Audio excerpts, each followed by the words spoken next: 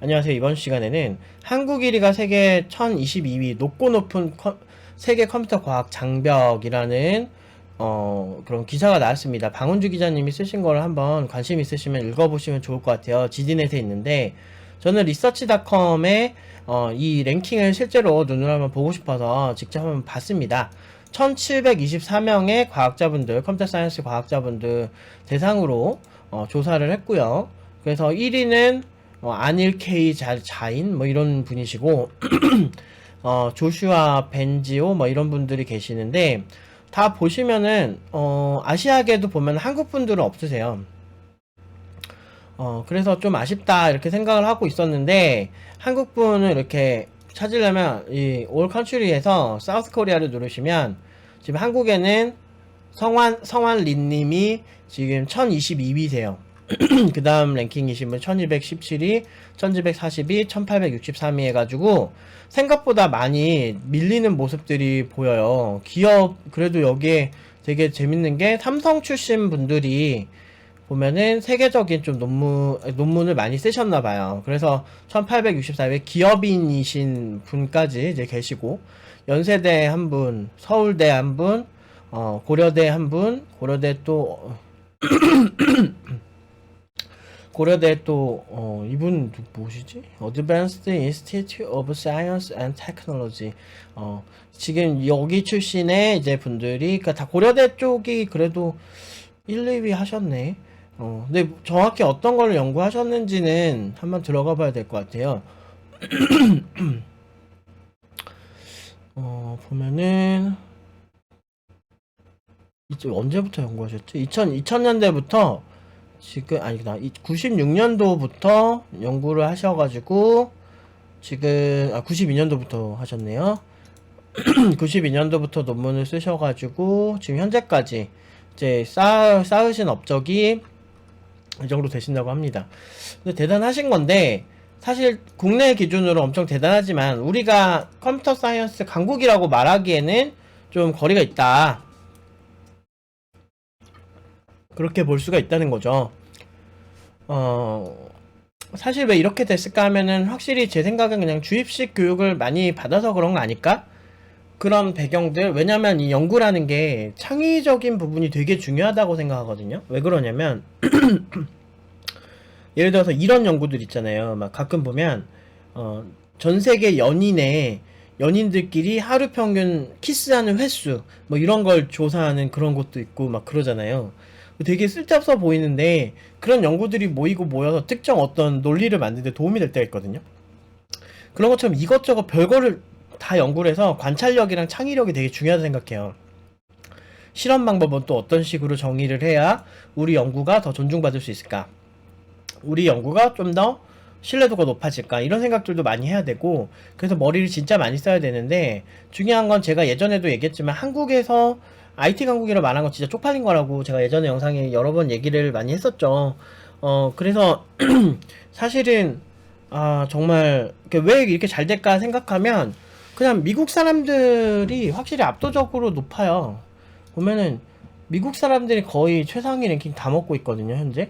근데 미국 쪽이 그럴 수밖에 없는 게 얘네들은 극단적인 자본주의를 취하는 나라고 그냥 능력이 좋으면은 바로 인정을 해주는 나라거든요. 그런데 한국 사회에서는 이 사람이 능력이 좋은 것보다 그냥 이 사람이 어느 출신인지 고등학교 때 공부한 게 전부가 되는 경우가 많은 것 같아요. 그리고 이 사람이 실력이 있어도 실제로 의사 쪽에도 그 얘기를 들어보면 제가 아는 예전에 알던 분이 되게 자궁경부암 이쪽에서 되게 유명한 되게 실력으로 인정받는 의사분이셨는데 그분 같은 경우도 이제 학교가 이제 비서울대권이니까 되게 많이 서러웠다고 하시더라고요. 그 과정 속에서.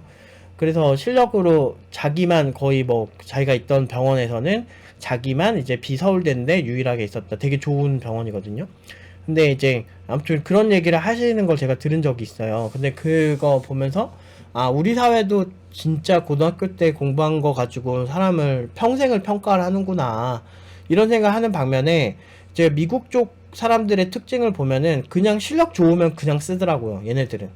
그러니까 딱 보면 단순 업무 있잖아요. 그런 거 하실 분들은 그냥 그렇게 그 공부를 잘 못했거나 막 그런 느낌이 딱 들 정도인데 우리나라는 대학 다니는 친구들이 대학 다 나온 사람들 그런 고 인력들이 막 마트 캐시 하는 경우도 되게 많고, 뭐 위에 있는 상사가 되게 답답할 때 되게 많잖아요. 일도 안 하는 것 같고 능력도 안 좋은 것 같은데 그냥 또아리 털고 막 이런 게 가능한 이유가 어떤 간판주의 그런 게 이제 기반이 되었던 게 첫 번째 같고, 그 다음에 암기 위주의 그런 학습을 많이 하는 것 같아요. 잠시만요. 잠깐 카톡이 와서. 제가 생각하는 이제 두 번째 원인은 이제 주입식 교육이에요. 그러니까 주입식 교육으로 하다 보니까, 그러니까 주입식이 가지는 가장 큰 문제는 넓은 범주로 못 가요. 그러니까 무슨 얘기냐면, 그러니까 수학을 예를 들면, 수학을 이만큼 고등학교 때 우리가 그 범주를 배운다고 하면, 실제로 대학 가면 이산수학도 배워야 되고, 그 공대 같은 경우는 막 세네 가지를 다 배워야 돼요. 뭐 예를 들면 저는 이제 이산수학, 컴퓨터 사이언스에서 많이 쓰는 수학 배웠고, 게임에서 많이 쓰는 그런 수학을 또 배웠고, 그 다음에 게임 수학, 이산 수학 또 뭐 배웠지? 공학 수학이라고 해서 기본적으로 공대에서 많이 쓰는 수학을 또 배워요. 그러니까 그런 식으로 한 3개를 배웠거든요. 그러니까 고등학교 때 배운 거로는 사실 부족한 거죠. 더 많은 수학이 있어야 되고. 근데 그게 실무인데 중요한 건 여기서 배운 거 외적으로도 새로운 게 되게 많이 나오거든요. 인공지능 쪽에서도 막 수학의 원리가 되게 많이 들어가고, 그리고 요새 코인들도 보면은 코인들도 그 코인들 이렇게 아키텍처 분석해 보면 그 각자 이렇게 수학 공식들이 되게 많이 있어요. 이렇게 암호학적인 암호화폐라 그러잖아요. 가상화폐라고 하는 걸 저는 별로 좋아하진 않은데, 또 일본에서 말하는 것도 차용해 놓고서 일본 또 싫어한다 보면. 그러니까 보면은 가상화폐라는 말도 일본 거 갖고 온 거예요. 보면 우리나라 보면 이상하게 일본 츤데레 같은 느낌으로 항상 그렇게 하더라. 보면 가상화폐 원래 크립토 커런시가 맞거든요. 그러니까 뭐 버추얼 커런시 뭐 이렇게 얘기 안 하잖아요. 근데 이제 일본에서 가상화폐란 말이 일본에서 먼저 쓰이니까 그거 그냥 갖고 온 거예요.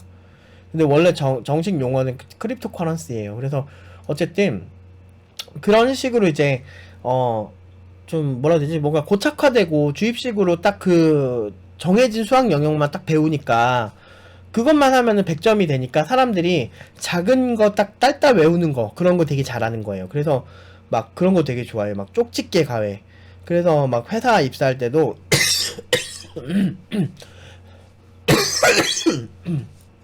지금도 코딩 테스트 같은 것도 시험이잖아, 일종의 시험.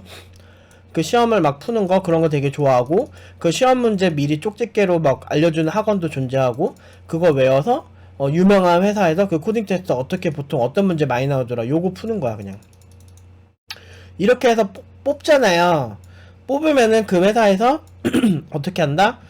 이제 이 문제를 그냥 단순 외우기만 하고 이해 못한 친구가 있구나, 이게 응용이 돼서 나온 게 아니고 외운 거구나. 애초에 근데 그런 유명한 사이트에서 문제 짜깁기 해서 내는데 그걸 안 외울 수가 없지. 제가 가르쳐보면 이게 장기적으로 안 좋아 라고 제가 가르쳐줘도, 일단 모르겠고 난 일단 취직하면 그만이고 난 일단은 나는 일단 이름 있는 회사에 들어갈 거야 막 이러는 사람들이 되게 많거든요.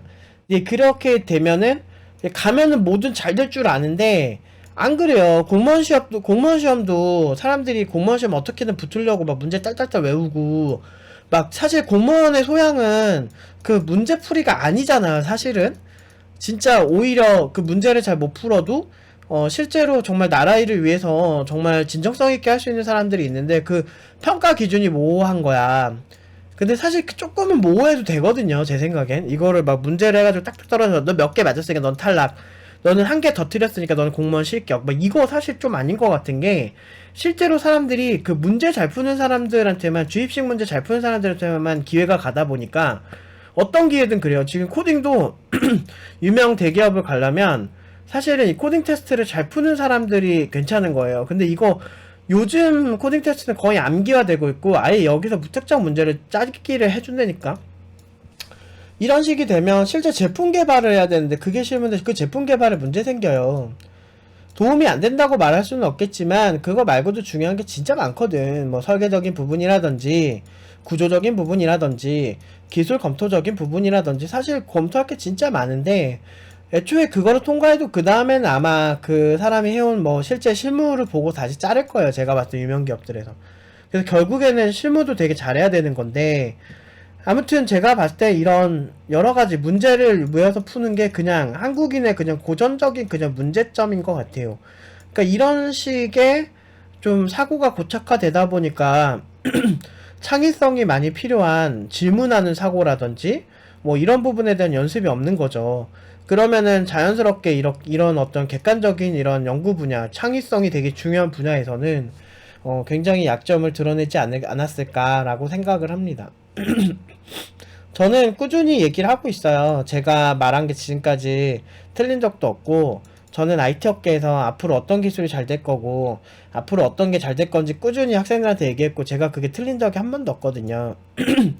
저는 항상 말씀드리지만, 제가 뭐 예전에 뭐, 앞으로 뭐 잘 될 거다 막 얘기한 거, 예를 들면 뭐 메타버스 때도 그랬었고, 제가 되게 초반에 언급을 했던 편이었고, 뭐 여러 가지 이제 새로운 기술들 많이 이제 얘기를 했었는데, 그런 거 제가 학생들한테 가르침으로도 많이 줬고, 7년 전, 8년 전에 얘기했던 것도 다 맞아 떨어지고 있고, 그리고 코딩 테스트만으로 이제 안 뽑는 그 회사도 생겼죠. 제가 처음에 이거 얘기할 때는 유명 기업 다 코딩 테스트로 사람들 뽑고 그랬는데, 제가 그런 얘기 하니까 어떤 사람들은 그런 얘기를 하더라고요. 뭐 듣보잡 회사나 그러지라고 얘기하는데, 실제로 안 그러고요. 그 여러분들이 좋아하시는 그 되게 유명한 국내 네카라쿰의 당토 출신 거기 개발자들이 창업한 회사에서 사람 뽑을 때 그게 중요하지 않다 생각해서, 그 대표 출신, 그 CTO 출신인데도 불구하고 코딩 테스트 안 하고 뽑는 경우 진짜 많아요. 실제 스타트업 씬 가시면 대기업 개발자 분들 못지않게 명문대 석박사들 되게 많고, 해외 대학 석박사들도 되게 많이 창업하시거든요. 그분들이랑 얘기해보면 실질적으로 그런 기름기가 쪽 빠져요. 스타트업 창업하면. 왜? 뭐가 중요한지 그들은 자기가 창업하면서 알거든요. 지금 이 알고리즘을 외워서 푸는 현실이 사실은 그렇게 좋은지 잘 모르겠는데, 물론 아무튼 그게 오늘 주제는 아니지만, 우리가 보편적으로 그렇게 믿고 싶어 한다고 그렇게 세상이 되진 않아요. 한국 사람들 중에 되게 나쁜 습관이 뭐냐면, 그냥 우리가 막 말로 우기면 되는 줄 알아요. 막 사실 지금 방역도 많이 실패를 했잖아요. 뭐 K방역 하면서 막 그렇게 막 우와 이렇게 막 몰고 가면 그게 될 것 같지만, 실제로는 그렇게 막 쉽게 되진 않거든요. 사람들이 간절히 바라면 된다라고 하는 그런 마인드는 되게 좋다고 생각하는데요. 실제로 현실은 냉혹해서, 실제 그 해결책은 사실 똑똑한 엘리트들한테 나오게 돼 있거든요. 그들은 항상 생각이 다르고, 그들은 좀 더 진보된 생각을 하는 게 일반적이에요. 그냥 분위기로 몰고 가지 말고, 이것만이 정답이라고 몰고 가지 말고, 자기랑 생각이 다르다고 죽창으로 찌르지 말고, 그건 되게 미개한 사고거든요. 그거는 전형적으로 전형적으로 그 나치 독일에서 보여주던 굉장히 되게 나쁜 사고입니다. 그리고 막 문화대혁명 때 보여줬던 그런 거랑 똑같은 아웃풋이라고 저는 생각을 하기 때문에, 조금 더 우리가 지식인으로 나아가고, 우리가 뭘 하든지 좀 더 잘하려면, 우리가 좀 더, 이런 객관적인 부분을 항상 검토를 해야 된다. 그래서, 확실히 현재는 문제가 있습니다. 저는 그렇게 생각하고요. 그렇게 생각하고 있고, 그렇게 해서 창의성을 강화하는 교육을 했고, 그래서 요새 뭐 어제도 제가 말씀드린 그 친구도 5,500으로 1,000만원, 1년 만에 1,000만원 연봉 올렸다가 이번에 1,500까지 다시 올렸습니다. 다른 데 오퍼 온데 1,500 올려준 대로 가기로 했거든요. 인센티브는 별도고요. 그런 식으로 이제 인공지능 전문가도 나올 수 있다. 근데 그 친구는 뭐 그냥 비전공 전문대생이거든요. 퀄리티 출신인 걸로 아는데, 학사는 안 딴 걸로 알고 있습니다. 저는. 근데 뭐 땄으면은 뭐 다시 알려주겠죠. 근데 아무튼 그 친구를 제가 교육을 할 때도 항상 그랬죠. 우리 사회에 저 나름대로는 여러분들에게 현실을 좀 보여주려고 해요. 왜 이런 얘기를 하냐면, 내가 명문대 안 나왔으니까 난 인생 망했어. 나는 전공자가 아니니까 인생 망했어. 이런 식으로 이상한 핑계 찾지 말라고요. 그런 핑계 계속 찾고, 그 내가 안 될 이유를, 그 꼭 안 되는 사람들 특징은 내가 안 될 이유를 찾아요. 근데 저 연봉 5,500 이렇게 보낸 친구들 고졸이에요. 5,700 보낸 친구 비전공자예요. 대부분 뭐 인서울 최상위권 막 스카이 아니에요. 대부분 팀노바에 그렇게 학력 좋은 친구들 많이 없어요. 요즘 들어서 좀 많이 온 거지.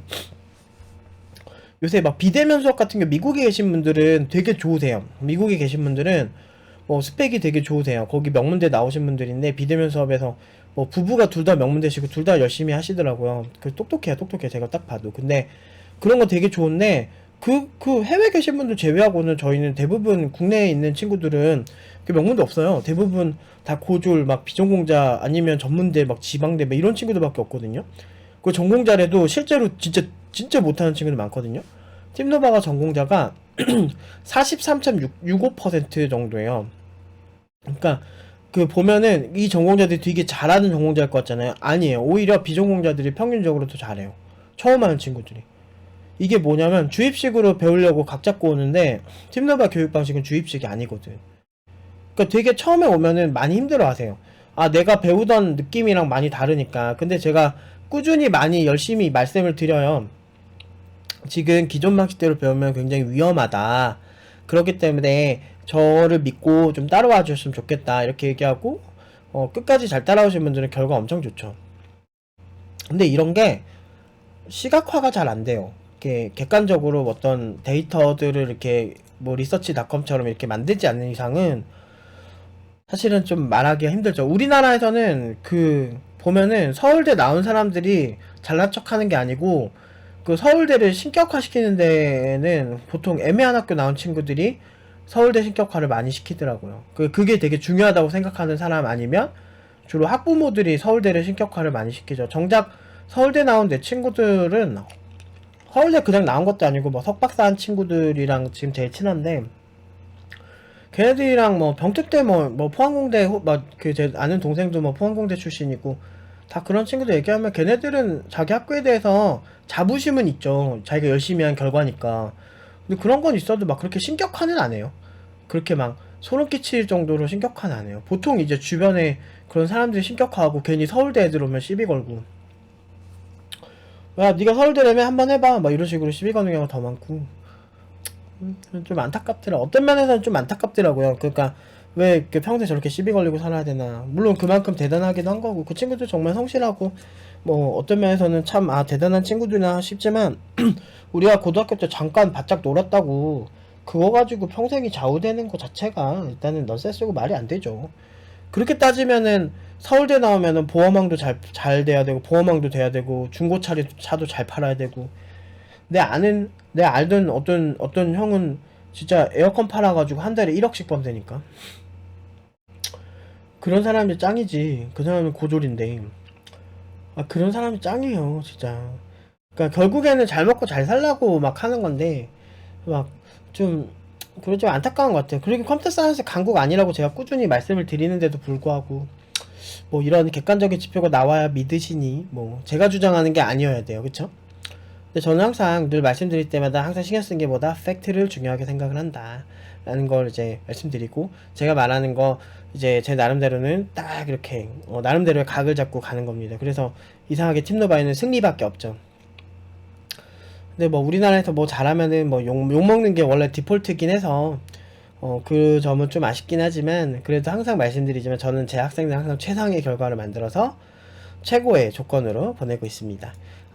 그 이유는 뭘까요? 저는 약간 삐딱한 사고, 그러니까 좀 고집도 있고 그래서 그런지 몰라도, 항상 이제 제가 지켜야 될 대상들이 있어서 그런가 봐요. 제 학생들을 제가 지키기 위해서라도 저는 항상 최선을 다하고 있고, 이런 해외 자료들도 꾸준히 보고 기사들도 많이 읽고 그리고 관련 데이터가 사실인지 이렇게 검토도 하고는 한답니다. 아무튼 여러분들 학력이 우리나라 그러니까 이렇게 생각하자고 우리나라 그렇게 세계적인 그런 IT 국가 아니니까 그냥 인터넷이 빠른 국가예요. 인터넷이 그냥 빠르기만 한 국가니까 우리는 어떻게 해야 된다?